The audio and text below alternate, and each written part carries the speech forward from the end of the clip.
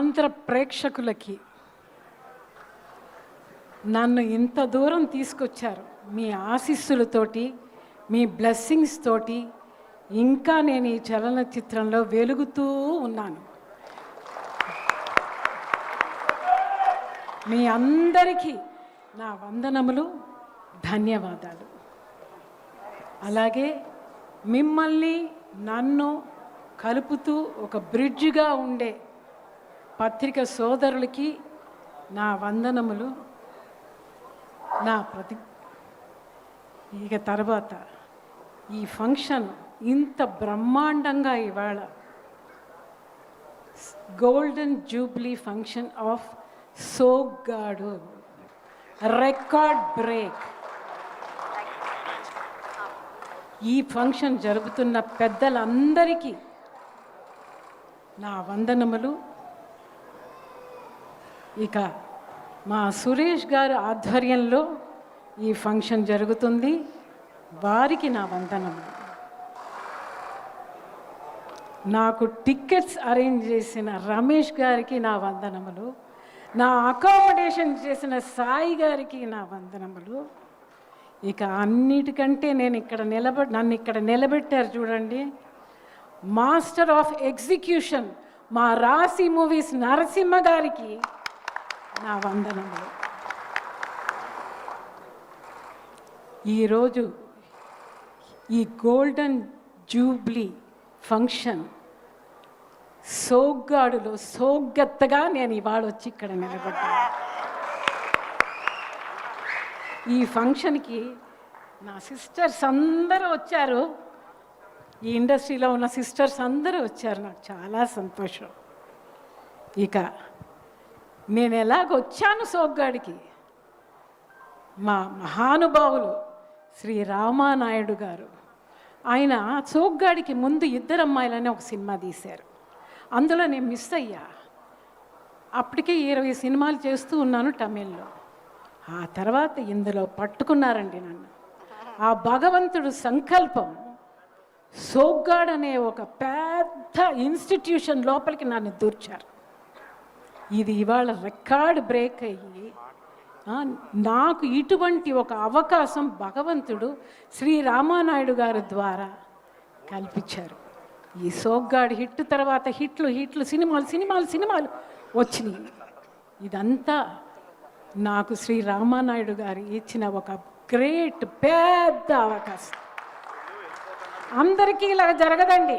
ఒక పెద్ద సంస్థ సురేష్ ప్రొడక్షన్స్, పెద్ద హీరో మా శోభన్ బాబు గారు,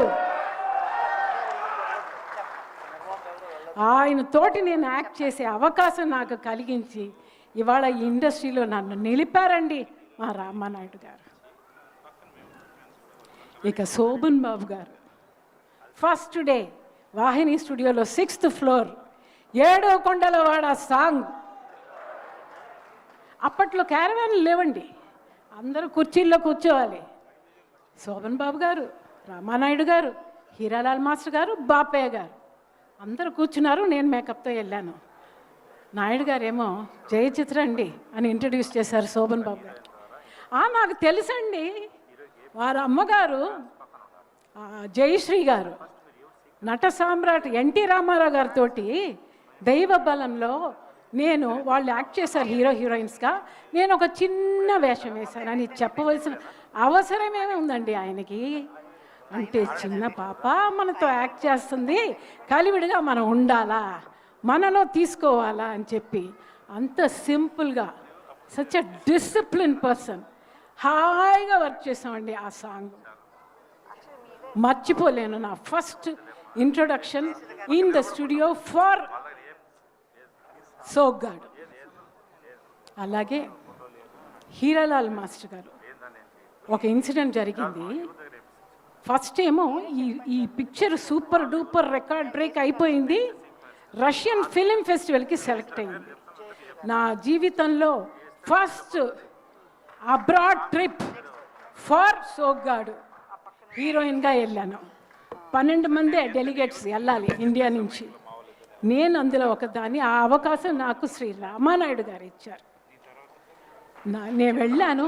అబ్బాబ్బాబ్బా కళ్ళు అంత ఆనందం ఆ రష్యా చూసినప్పుడు. తాష్కెంట్ ఫిలిం ఫెస్ట్లో స్క్రీన్లో సోగ్గాడు ఫిలిం కూర్చుని వాళ్ళతో చూసినప్పుడు ఉన్న ఆ ఖుషి ఉంది చూడండి. ఇవాళ 50 ఏళ్ళు అయిందండి, ఎలా వెళ్ళిందనే తెలియలేదు నాకు. ఏదో నిన్న జరిగినట్టు ఉంది నాకు. అంత ఎంజాయ్ చేశాను. అక్కడి నుంచి మన ఊటీలాగా ఇది సమర్కండ్ అనే ఒక ఊరు, అక్కడ వెళ్ళిన తర్వాత అందరు ఏమన్నారంటే, ఎవరైనా ఇండియాలో ఒకడు వచ్చి డ్యాన్స్ చేయాలండి అని. ఇక మా రామానాయుడు గారు జయా అన్నారు, అంతే. వెళ్ళాను, దులిపాను. రాజ్ కపూర్ గారు, he is the king of Russia. ఆయన వచ్చి, అమ్మ ఏం మ్యూజిక్ కావాలా సార్, మీరు ఏదంటే అది. అక్కడికి వెళ్ళి బాంగ్డా మ్యూజిక్ వేసి నేను ఆడి, నా వెనకాల రిషి కపూర్ గారు, శశి కపూర్ గారు అందరూ ఆడి బ్రహ్మాండంగా అది కుదిరింది. ఆ రోజు చాక్లెట్స్గా డబ్బాలుగా రాజ్ కపూర్ గారు నా మీద వేశారు. ఆ ఇన్సిడెంట్ కూడా నేను మరవలేను. అది ఎందువల్ల? సోగ్గాడు వల్ల. ఆ తర్వాత నేను వెంటనే రిటర్న్ అవ్వాల్సి వచ్చింది.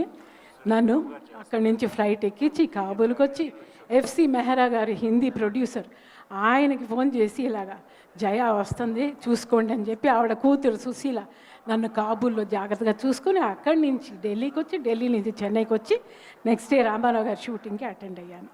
ఇది కూడా నేను మర్చిపోలేను. అలాగే హీరాలాల్ మాస్టర్ గారితో ఒక ఇన్సిడెంట్, ఏడుకొండలవాడ సాంగ్ కంపోజింగ్ రిహార్సల్కి వెళ్ళాలి అన్నారు. వస్తానండి, నేను వెళ్ళాను. Can I have some water please?